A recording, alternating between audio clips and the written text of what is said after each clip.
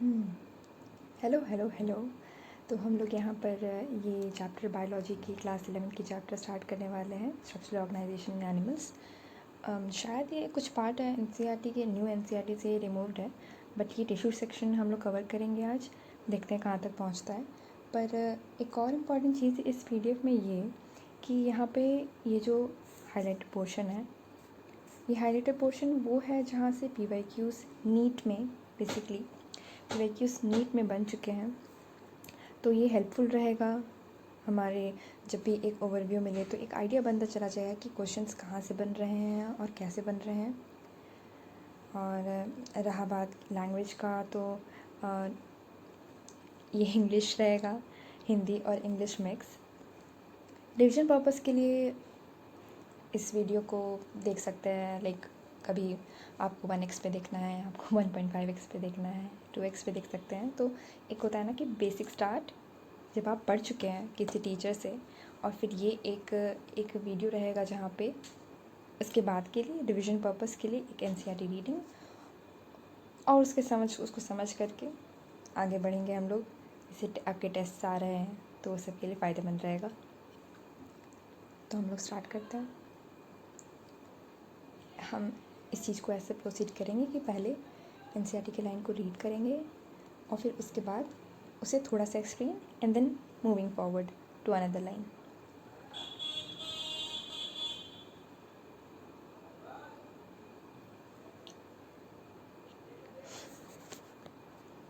Chapter 7, Structural Organization in Animals. In the preceding chapters, you came across a large variety of organisms, both unicellular and multicellular, of the animal kingdom. In unicellular organisms, all functions like digestion, respiration, and reproduction are performed by a single cell. Unicellular organisms में जितने भी functions हैं, digestion, respiration और reproduction एक single cell perform करता है, but multi cellular में वो फर्दर डिवाइड होता है। हर एक सेल के लिए एक स्पेसिफिक ग्रुप ऑफ सेल्स एक फंक्शन परफॉर्म करता है। इन वही आगे लिखा हुआ है, in the complex body of multicellular animals the same basic functions are carried out by different groups of cells in a well organized manner. The body of a simple organism like Hydra is made up of different types of cells, and the number of cells in each type can be in thousands.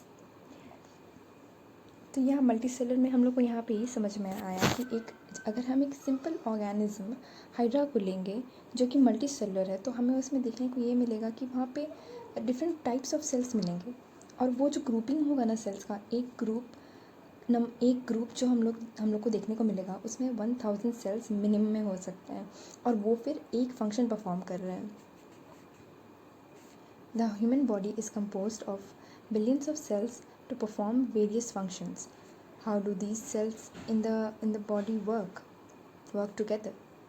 तो हमारी भी body में इस तरीके से billions of cells perform करते हैं बहुत अलग अलग फंक्शन, और ये किस तरीके से वर्किंग करते हैं ये एनसीईआरटी हमसे पूछ रही है। In multicellular animals a group of similar cells along with intercellular substances perform a specific function. तो एनसीईआरटी इसका आंसर ये देती है कि मल्टीसेलुलर ऑर्गेनिजम्स में a group of similar cells with their intercellular substances perform a specific function. Such an organization is called a tissue. तो यहाँ पे वो पोर्शन, वो ग्रुप जो हम लोग को दिख रहा है जहाँ पे एक सिमिलर काइंड ऑफ सेल्स अपने इंटरसेलुलर सब्सटेंसेस के साथ एक पर्टिकुलर फंक्शन परफॉर्म कर रहे हैं, उसे हम लोग टिश्यू बोलेंगे। You may be surprised to know that all complex animals consists of only 4 basic types of tissues. These tissues are organized in specific proportion and pattern to form an organ like stomach, lung, heart and kidney. तो complex organisms के बारे में further explain किया गया है कि 4 basic type of tissues रहेंगे ही, 4, ठीक है। तो वो जिससे हुआ कि वो 4 बेसिक टाइप हम लोग को तो पता है कि epithelial, connective, muscular and neural. तो वहाँ उसके एक्सप्लेनेशन में ये इंट्रोडक्शन में ये दिया है कि these tissues are organize in specific proportion and pattern. Specific proportion and pattern, यहाँ आप देख रहे होंगे कि हम एक वर्ड अंडरलाइन कर रहे हैं, तो उसका मीनिंग यही हुआ ना कि आप आप एक उस कॉम्पिटिटिव एग्ज़ाम के लिए प्रिपेयर करोगे जहाँ पे एक एक वर्ड मायने रखता है। तो यहाँ पर वही मेंशन किया है कि एक वो जो टिश्यूज़ एक फॉर्म हो रहा है वो एक स्पेसिफिक प्रोपोर्शन और पैटर्न में अरेंज्ड होता है और फिर वो एक ऑर्गन बनाता है, जैसे कि stomach, heart, lung and kidney. When two or more organs perform a common function, their physical or chemical interaction,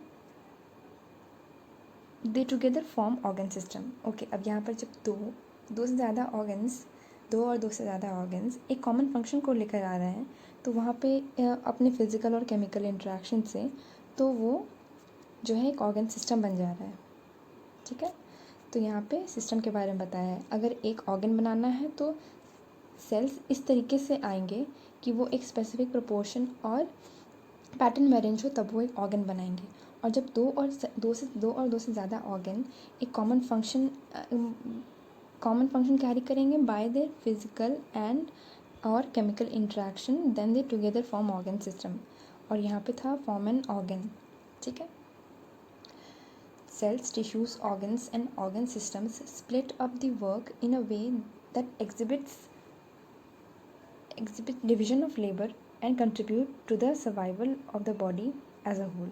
तो यहाँ पे एक और चीज़ जानना है कि ये जो है, जब हम लोग ऑर्गन सिस्टम्स के बारे में बात करते हैं तो ये इसके कह सकते हैं कि ऑर्गन सिस्टम में हम लोग को ये वर्ड बहुत ज़रूरी कहा गया, वो वर्ड डिविजन ऑफ लेबर। तो ये डिवीज़न ऑफ लेबर देखने को मिलता है जब हम लोग एक ऑर्गन सिस्टम में बात करते हैं, इनफैक्ट एक ऑर्गन में, कि एक सेक्शन ऑफ टिश्यूज़ को या सेल्स को एक पर्टिकुलर काम दे दिया गया है। तो इसीलिए वो अलग अलग ग्रुप में अलग अलग फंक्शंस डिवाइडेड है और फिर वो एज अ होल बॉडी के सर्वाइवल के लिए काम कर रहे हैं। हम लोग नेक्स्ट पैराग्राफ पर आते हैं। नेक्स्ट पैराग्राफ पर पर्टिकुलरली एनिमल टिश्यूज़, यानी जिसे हम एनिमल बेसिक टर्म्स में एनिमल मतलब कि ह्यूमंस के बारे में आप बात कर रहे हैं। तो एनिमल टिश्यूज़ में लिखा हुआ है आगे कि the structure of the cells vary according to their function, therefore the tissues are different and are broadly classified into 4 groups. ठीक है, तो यहाँ पे ये पॉइंट ध्यान रखना कि ये जो स्ट्रक्चर है सेल्स का, अब किसके अकॉर्डिंग वैरी करते हैं, अपने फंक्शन के अकॉर्डिंग वैरी कर रहे होते हैं। तो उसके हिसाब से यहाँ पे इसीलिए 4 ग्रुप में डिवाइडेड है। तो इसका बेसिस याद रखना कि जो सेल का स्ट्रक्चर है वो फंक्शन के अकॉर्डिंग वैरी करेगा। तो एक स्टेटमेंट बन जा रहा है यहाँ से। बाकी यहाँ पे पता है कि epithelial, connective, muscular and neural. तो यहाँ पे दिख रहा होगा कि I am using red pen, पर उसके बाद जो ब्लू से हाईलाइटेड पोर्शन है वो PYQ का पोर्शन है। ये मिट क्यों नहीं था? कोई बात नहीं। तो हम लोग एपिथेलियल टिश्यू स्टार्ट कर रहे हैं। We commonly refer to an epithelial tissue as epithelium. Plural में उसको एपिथेलिया बोलते हैं। एपिथेलियम सिंगुलर हो गया। This tissue has a free surface which faces either a body fluid or the outside environment।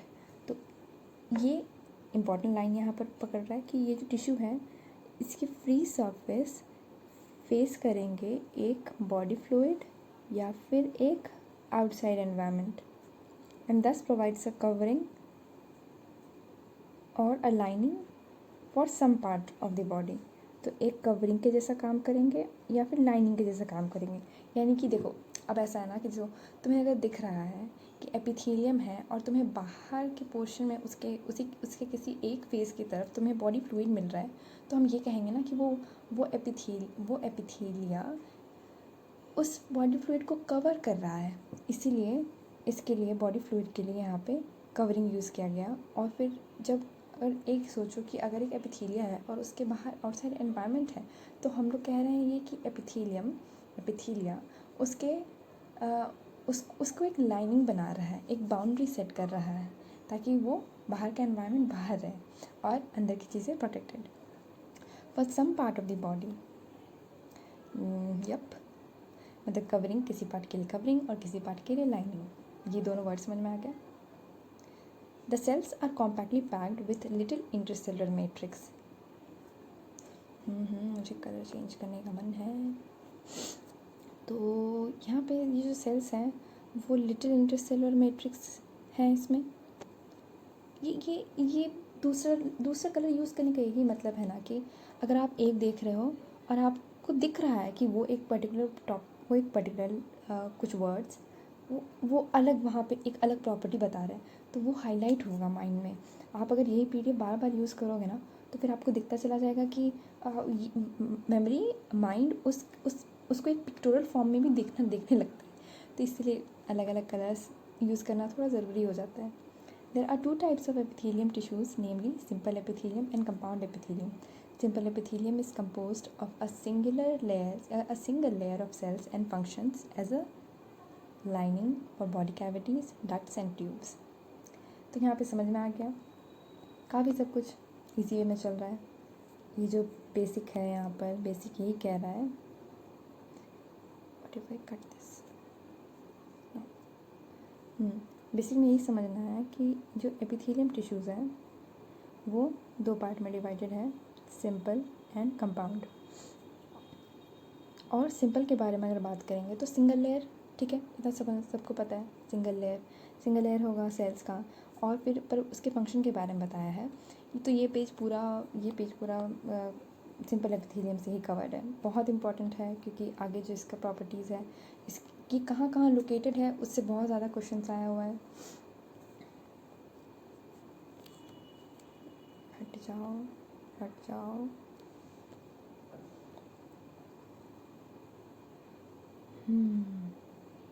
हम लोग कहाँ थे? सिंपल एपिथेलियम में। तो वहाँ पर ये जो है इसका जनरल बोलते हैं ना कि जनरल फंक्शन क्या है, तो एक लाइनिंग, बॉडी कैविटी का लाइनिंग की जैसे काम करेगा। लाइनिंग फॉर डक्ट्स भी होगा ये, और lining for tubes like tubes और tubules. The compound epithelium consists of 2 or more cell layers and has protective function as it does in our skin. तो अब ये कंपाउंड के बारे में बोला, यहाँ सिंपल के बारे में बोला था, यहाँ कंपाउंड के बारे में बोल रहा है। यहाँ पे बोला कि सिंपल में बोला कि सिंगल लेयर होगा, कंपाउंड में बोल रहा है कि 2 और मोर लेयर्स होगा, और इसका फंक्शन क्या है, प्रोटेक्टिव फंक्शन। बेसिक ना यही होगा कि कंपाउंड में जा कर के वहाँ जब कंपाउंड 2 और मोर लेयर्स हो जाएंगे तो आप खुद सोचो कि वो एक पतला लाइनिंग जैसे काम नहीं करेगा। क्योंकि अगर इसके फंक्शन देखें ना कि सिंपल एपिथेलियम क्या फंक्शन परफॉर्म कर रहा है, तो उस सिंपल एपिथेलियम का फंक्शन ना डिफ्यूजन भी हो जाता है। डिफ्यूजन हो जाता है, मतलब बस एक पतली सी बाउंड्री बनती है जहाँ पे डिफ्यूजन पॉसिबल हो इवेंचुअली। तो वो चीज़ कंपाउंड में नहीं होगा। कंपाउंड एपिथेलियम में खुद ही सोचो कि 2 से ज़्यादा जब इतने सारे लेयर्स हैं तो वहाँ पे फिर डिफ्यूजन जैसा कुछ वहाँ पे सुनने को नहीं मिलेगा। इसलिए वहाँ पे प्रोटेक्टिव फंक्शन बहुत ज़्यादा इम्पॉर्टेंट है। तो जैसे कि यहाँ ही एग्जांपल दे दिया है आपके skin. On the basis of structural modification of the cells, simple epithelium is further divided into 3 types. These are squamous, cuboidal and columnar. तो अब आप कहीं पे पढ़ोगे कि 3-4 चौथा तरह का भी होता है। तो एनसीईआरटी का अपना तरीका है उस चीज़ को बताने का। टीचर लोग जब लिखवाते हैं तो काफ़ी इन डेप्थ भी लिखवाते हैं कि क्या क्या है वगैरह वगैरह। तो इस पर यही सोचना है कि आगे जब डिटेल में समझ में आएगा तो ये एनसीईआरटी बताती है कि इसका जो ये 4th पार्ट है ये क्या है। बेसिकली वो सीलिएटेड है, सीलिएटेड क्यूबॉइडल और कॉलमनार। अच्छा, हम लोग इसको तभी कवर कर लेंगे। अभी हम सीलिएटेड पोर्शन बोल करके छोड़ रहे हैं, पर आगे जब इसको कवर करेंगे तो हम लोग इसको आकर के कंप्लीट करेंगे। हाँ, डायग्राम इंपॉर्टेंट है। डायग्राम देखो क्योंकि सिंपल है पर थोड़ा कन्फ्यूजन आप यहाँ पे ले आओगे। जब आप फ्लैटेंड सेल्स देखोगे तो आप समझना होगा आपके ये स्क्वामस है। जब क्यूब लाइक है ना तो आप थोड़ा मुझे कन्फ्यूजन होता है ये समझ कर, क्योंकि क्यूब लाइक है बट ये स्क्वामस नहीं है। ये फ्लैटेंड सेल स्क्वामस है। जब ये क्यूब लाइक है तो ये क्यूबॉइडल है। तो ये तो और 3rd वाला कॉलम्स दिख रहा है तो कॉलमनार है, और ये 4th वाला कॉलमनार सेल्स बियरिंग सीलिया। तो ये याद रखो कि ये भी कॉलमनार ही है भाइयों और बहनों। तो ये भी कॉलमनार ही है जिसके पास सीलिया है, और ये भी कॉलमनार ही है।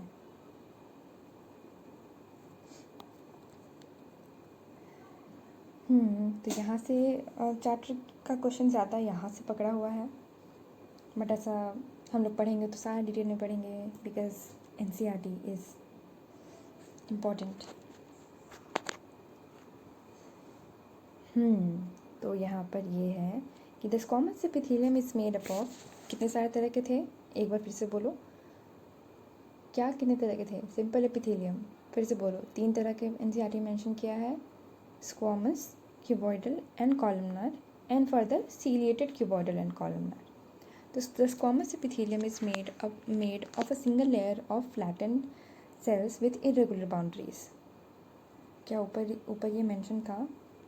नहीं, ये वहाँ पे ऊपर जो मेंशन किया हुआ था वहाँ पे सिर्फ यही लिखा हुआ था कि एपिथेलियम टिश्यू कवरिंग और लाइनिंग के जैसा काम करेगा, ऐसा कि वो एक बॉडी फ्लूइड से एक सरफेस पे ओपन हो रहा हो, अपने एक सरफेस पर बॉडी फ्लूइड से के एनवायरनमेंट में हो और एक आउटसाइड एनवायरनमेंट में हो, इसलिए वो कवरिंग और लाइनिंग रेस्पेक्टिवली के जैसा काम कर सकता है.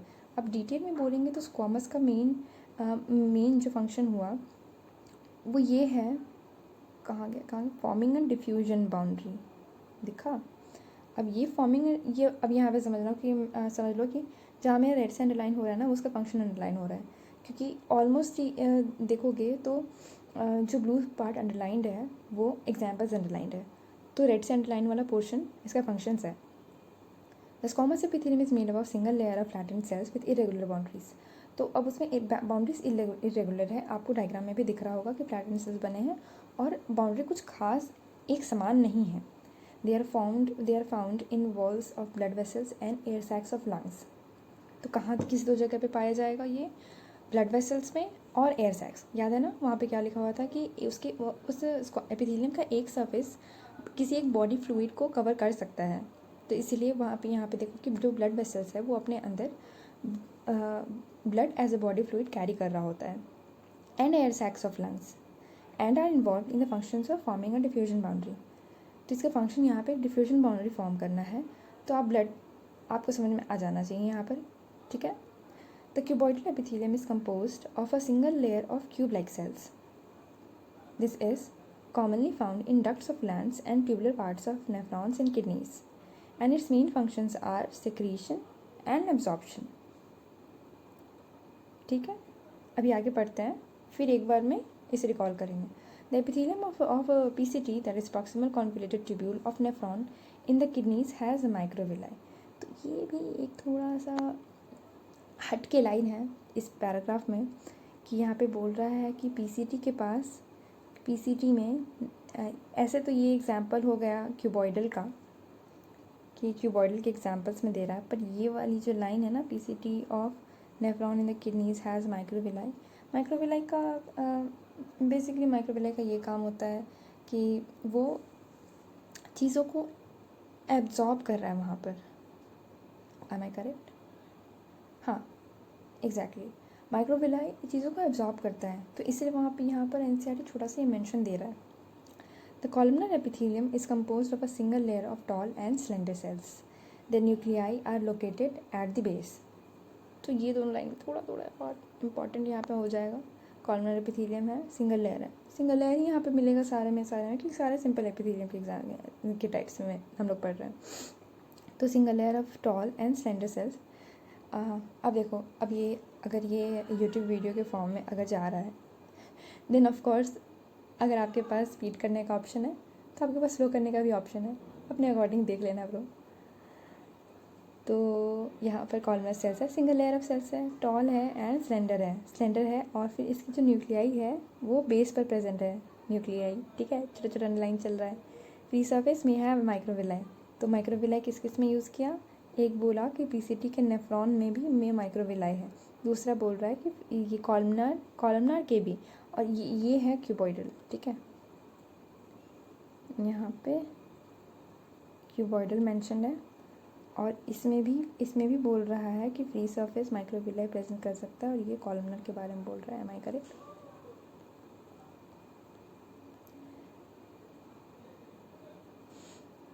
They are found in the lining of stomach and intestine and help in secretion and absorption. Eventually वही क्यूबॉइडल का भी फंक्शन वही था, सेक्रेशन एंड एब्जॉर्प्शन। एनसीईआरटी ने जो 3 एपिथेलियम, सिंपल एपिथेलियम मेंशन किया वो यहाँ तक कवर होता है, पर यहाँ पे एक और चीज़ लिखा है कि if columnar and cuboidal cells bear cilia on the free surface they are called ciliated epithelium। अभी देखो यहाँ पे माइक्रोविलाई और सीलिया में कंफ्यूज नहीं करना है।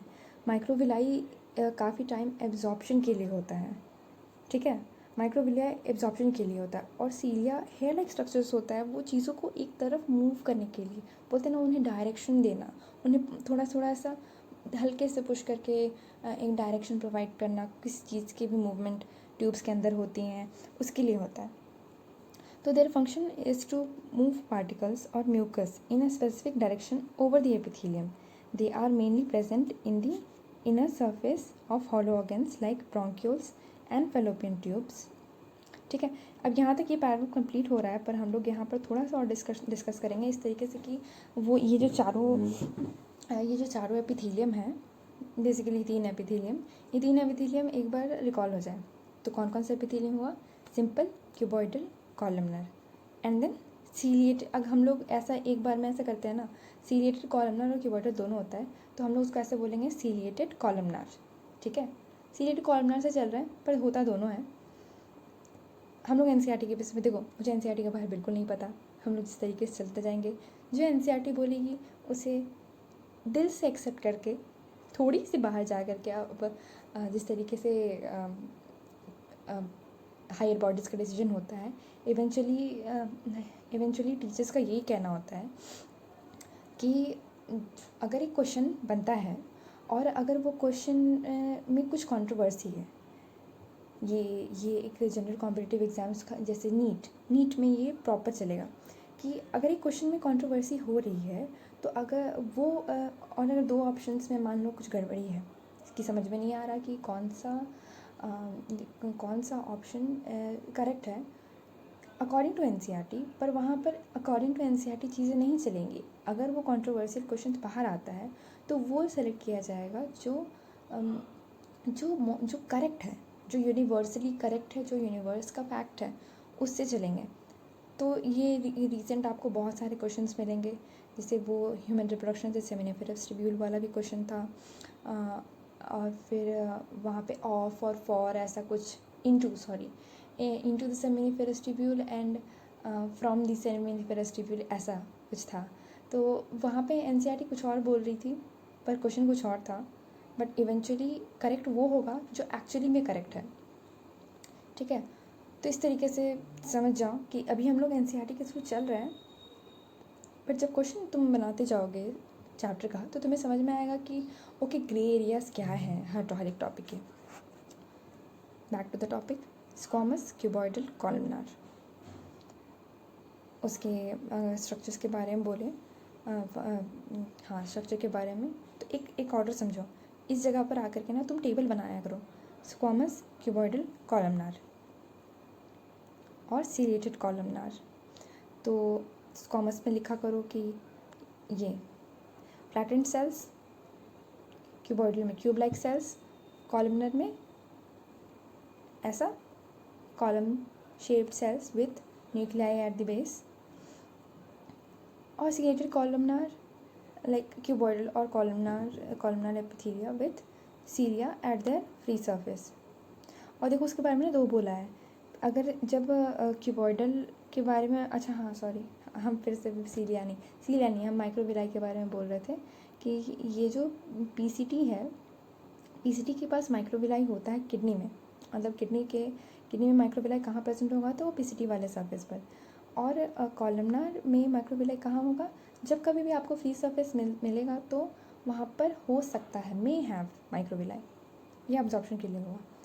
तो एक बोलते हैं ना कि स्पेशल फीचर किसी ये जो तीनों आप टेबल बनाओगे चारों, तो आप एक स्पेशल फीचर है वहाँ पे यही ऐड कर सकते हो, ये जो माइक्रोविलाई का पोर्शन है वो एक स्पेशल फीचर है।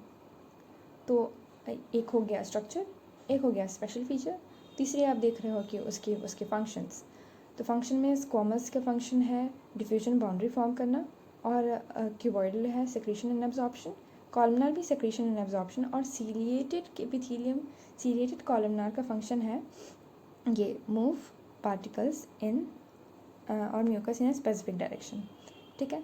और फिर अब हम लोग ये देखेंगे कि the most important thing, the fourth और फिफ्थ कॉलम जो आपका भी बन रहा है यहाँ पर, कि वो उसका लोकेशन, वो ये एपिथेलियम लोकेटेड कहाँ है।